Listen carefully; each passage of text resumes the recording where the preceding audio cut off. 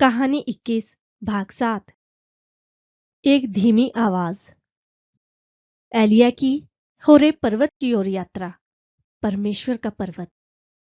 फिर वहां पहुंचकर एलिया ने एक गुफा में शरण ली और वहां उसके पास यहोवा का ये वचन पहुंचा।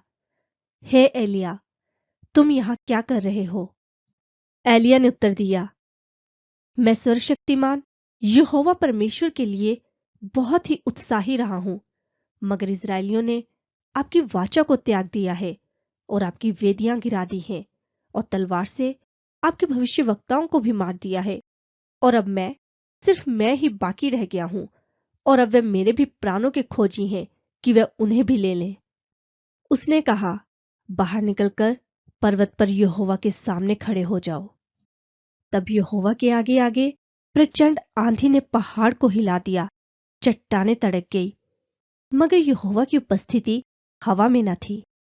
और फिर उस आंधी के बाद एक भूकंप आया, मगर यहोवा की उपस्थिति भूकंप में भी ना थी।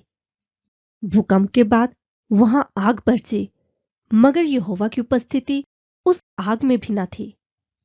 और फिर आग के बाद एक धीमी सी आवाज सुनाई दी। जब एलिया ने उसे सुना, तब उसने अपने वस्त्र से अपने मुख को ढांप लिया और वह गुफा से बाहर निकलकर गुफा के द्वार पर खड़ा हो गया। तब उसे एक आवाज सुनाई दी, हे एलिया, तुम यहां क्या कर रहे हो?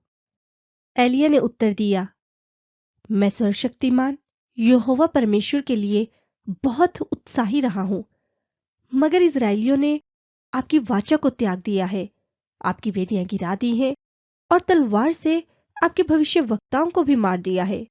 और अब सिर्फ मैं ही बाकी रह गया हूं और वह मुझे भी अब मारने की कोशिश कर रहे हैं।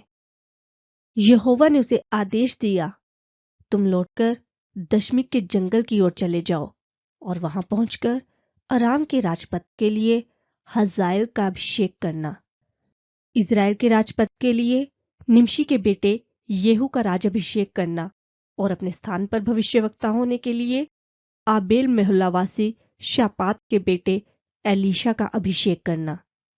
तब एलिया वहां से चल पड़ा और उसे शापात का बेटा एलीशा खेत में हल चलाते हुए मिला। हल के साथ 12 जोड़े बैल लगे हुए थे और खुद वह 12वीं जोड़ी के साथ था।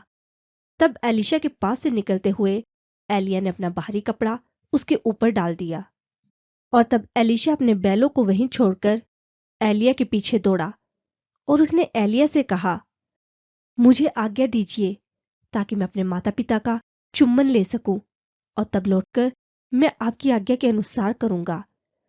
एलिया ने एलीशा से कहा, जाओ, मैं तुम्हें नहीं रोक रहा। तब एलीशा अपने खेत में लौट आया और एक जोड़ी बैलों का जुआ लेकर उन्हें बलि किया और उनका मांस बैलों की सींग में पकाकर उसे लोगों में बांट दिया और उन्होंने उसे खाया। तब एलीशा उठकर एलिया के पीछे हो लिया और उसकी सेवा करने लगा।